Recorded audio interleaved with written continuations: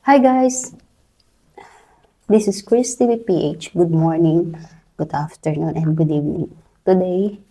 Today, ang pag-uusapan po natin about yung viral video ni Vice Ganda.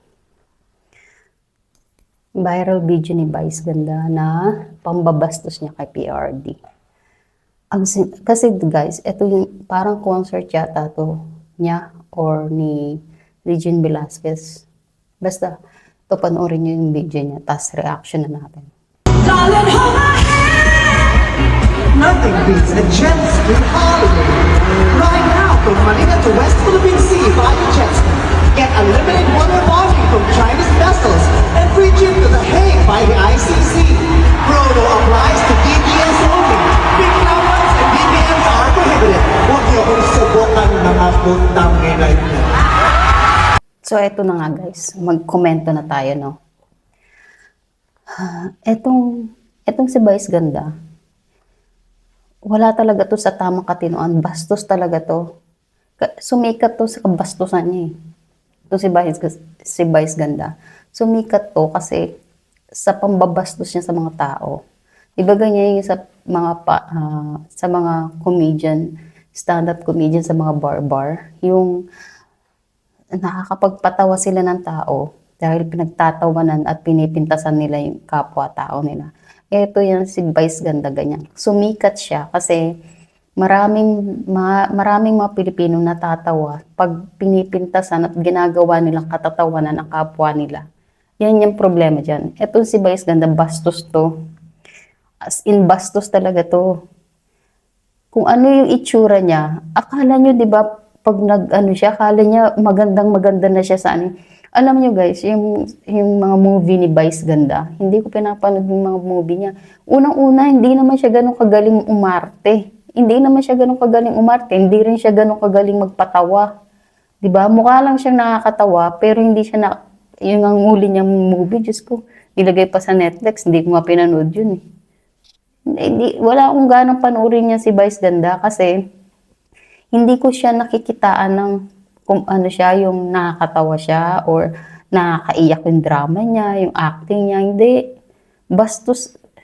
Tanginang to. Gago puta. Sana wag mangyari sa kanya, no? Na may magsampa sa kanyang kaso tapos walang bail tapos hindi na siya makalabas. Sana ganyan. Sana walang magkaso sa kanya. Sana hindi niya maranasan yung nararanasan ni PRD. Sana hindi maranasan ni Vice Ganda yung naranasan na solo flight si PRD sa ICC na 80 years old na, 81 years old na, tapos nagsosolo siya ngayon. 'Di ba? Sana wag maranasan ni Vice Ganda na mag-solo siya sa buhay na ultimo pamilya niya hindi siya makita. Tang inang yan. Gago ang puta, bastos ang pinagkakakitaan. Tang ina mo, pinagkakakitaan mo si PRD. Gago ang putang ina. Bastos tong hype na to. Kasi nga, ano to eh, bayaran din tong hype na to eh. Yan ang ugali ng mga pinklawan. Mga bastos, mga demonyo. Yan, pinklawan, tsaka dilawan yan. Yung ugali kasi nila guys, ano eh, okay lang sa kanila na mang-apak sila ng kapwa nila basta kumita sila. Yan yung ugali ng mga pinklawan, dilawan. Okay lang sa kanila na pagtawanan nila yung mga ibang tao, laitin nila yung ibang tao, basta sila aangat. Yan. Yan yung ugali ng pinklawan, dilawan, mga demonyo. Mga natutuwa pa sila kapag ang isang tao na kalaban nila is nagigipit, nasasakdal, at yun ang kaligayahan nila, mga puki ng inang mga yan. Meron pa ako isang nakitang vlogger, yung pangalan niya yata, Mark Ramos yata, yung vlogger. Tang ina mo, pinagtatawanan mo si PRD, pati si Kibuloy. Kasi sabi niya daw, yung si Kibuloy, napastop niya nga daw yung ABS-CBN. Pero hindi niya daw nakaya si Vice Ganda. 'Di ba? Si Vice Ganda daw nanalo against kay Kibuloy kasi si Kibuloy daw nakakulong na. Etong putang inang ano to, itong vlogger na to, makapag-vlog lang, kahit naman parang natutuwa sila sa mga nangyayari, no, kay PRD. Hindi, etong si Vice Ganda, tsaka tong isang vlogger na to, hindi ba sila nagbenepisyo sa ginawa ni PRD? Ha? Na 10 years yung passport, na ang tagal-tagal na, ilang dekada na, ilang president nang nagdaan, hindi nga nila ginawang 10 years ang passport natin. Putang ina mo, Vice Ganda, ang ginagamit mong passport, si PRRD ang nag-approve niyan. Gago. Si PRRD ang nag-approve niyan. Kung hindi dahil sa kay PRRD, 5 years pa rin yung passport mo, na sana nire-renew mo yan every 5 years. Ang ina ka. Mga gago no? Ang ina mo ka. Gago ang putang ina. Kung makapag-ano ka kay PRRD, makapangbastos ka. Sana hindi mo ranasin yung nararanasan ni PRRD ngayon. Sana hindi mo maranasan, Vice Ganda.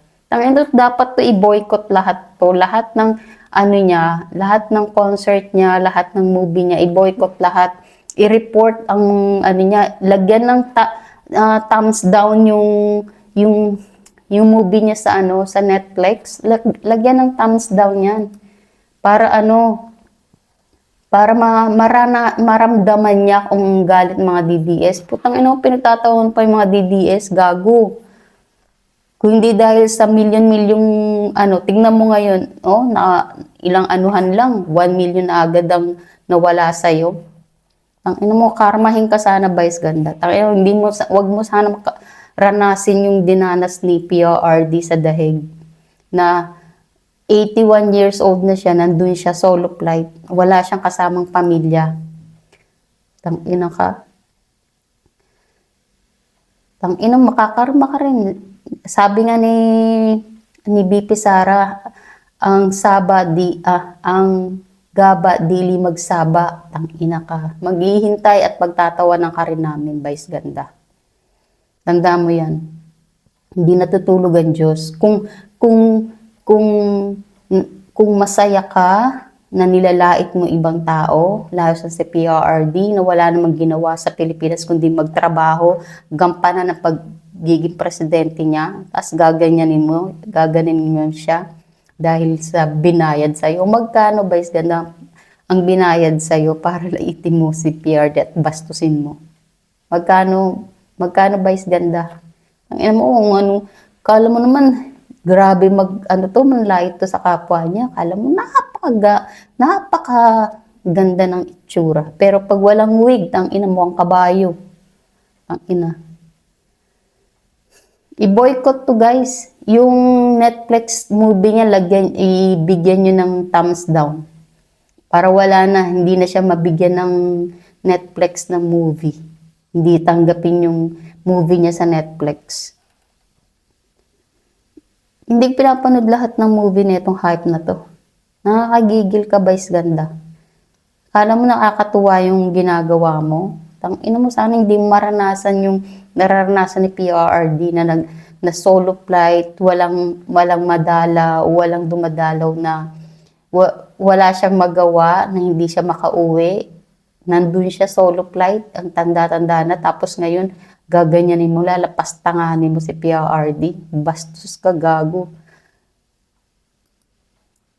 Huwag mong i-renew ang passport mo kasi si PRRD ang nag-approve niyan. 10 years. 10 years ang passport mo ngayon, Vice Ganda, kundi dahil kay PRRD. Hayop ka. Yan lang, guys. Don't forget to like and subscribe to my YouTube channel. This is Chris TV PH. Bye.